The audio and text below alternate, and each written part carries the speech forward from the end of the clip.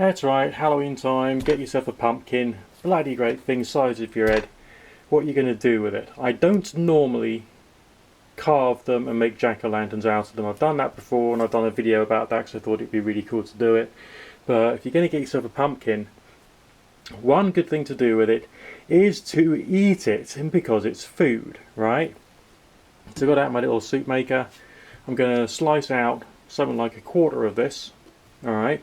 Put the rest of it in the fridge after I've taken the seeds out so I can clean them and dry them, some of which I'm going to toast with some salt and then eat as a snack, and some others I'm going to grow possibly next year to make new pumpkin. Okay, it's going to be an orange soup, so I'm going to add carrots to it and onion, and then that's going to be quite nice. The croutons I'm going to make on the pancake maker or crepe maker, and that's going to be gram flour pancakes which will be cut up and will become the croutons in the soup when I'm serving it. So you can see I've taken out all the seeds. Got quite a thick wall, quite a lot of flesh on the pumpkin itself. That's a slice of pumpkin. I'm now going to scrape all the flesh off that, because you don't want to use the skin, because the skin is hard and solid and waxy and gunky, okay? So just get all that soft flesh out. Now pumpkin, when you cook it, goes a bit watery, so I shouldn't need to add too much water. I've taken out all the seeds there in preparation to clean them, dry them and so on and so forth.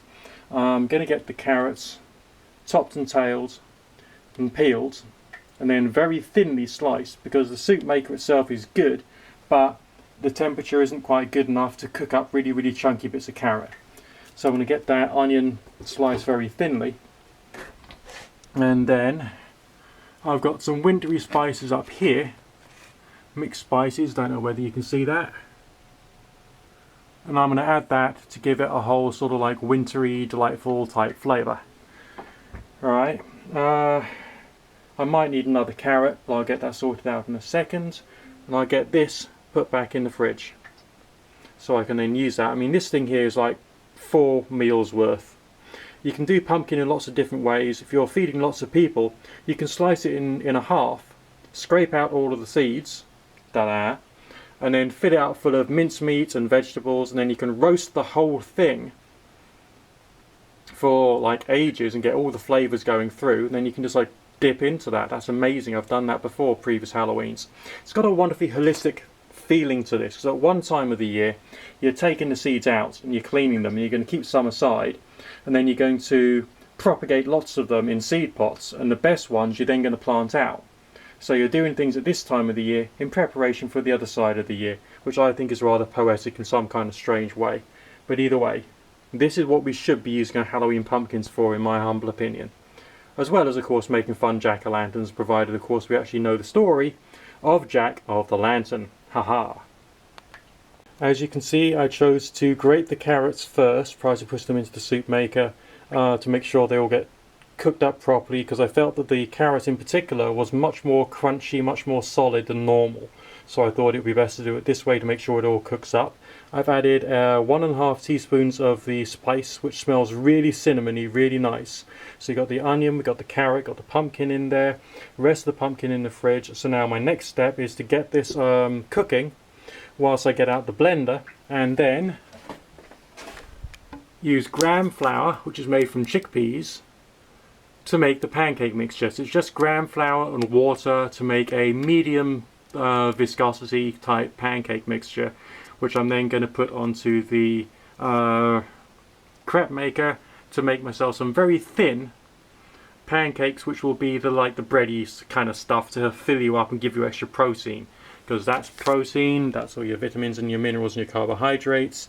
I'm also going to add a little bit of coconut oil in order to make sure that it becomes, whoops, there we go, a properly balanced meal. Okay, and so that's what I'm about to do, and I'll show you how it's getting on shortly. And the pumpkin barely fits in the fridge.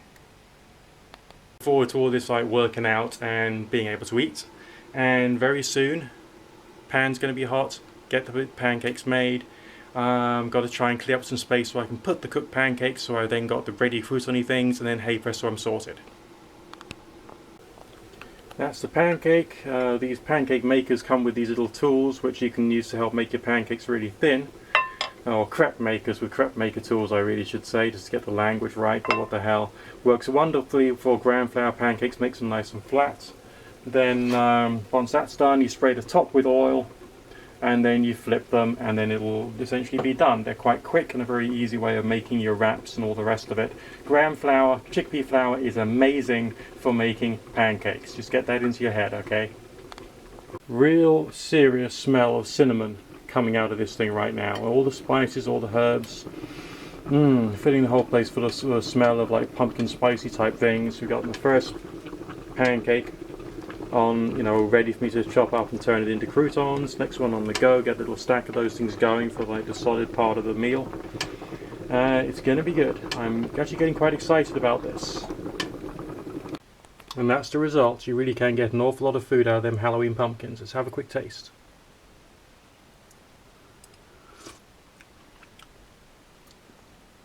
Proper wintery. I think next time I make it I will blend it up more after I've cooked it, so it'll be even more nice.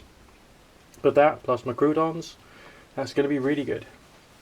So when you buy your Halloween pumpkins, buy one to carve by all means, but eat the other one. I gave one to the church for their raffle prize. They can raise some money and someone will take it home and carve it. But I bought another one for myself to eat, and that's going to keep me fed for a while. Happy Halloween! The addition of the croutons in the form of gram flour pancakes was a masterstroke, because it still did come out a bit wet and a bit watery, and that's because it's a wet watery soup. I haven't added extra thickening, so using this stuff was brilliant. The flavours, however, is absolutely staggering, so I heartily recommend this as something for you to have around about this time of year, because it's warming, very warm. I can feel it warming right through me. That must be the coconut oil plus the spices, and it just works. So ingredients: pumpkin, onion, carrot, coconut oil, spices and water for the soup. Bit of a pinch of salt as well to give it a bit of extra flavour. And for the pancakes, water and gram flour. That's it. Equipment used: high-speed blender, crepe maker and soup maker. There you go. Happy season stroke, autumn stroke, Halloween stroke, All Souls stroke, whatever the heck you want to call it this time of the year. Hey, what the heck, enjoy.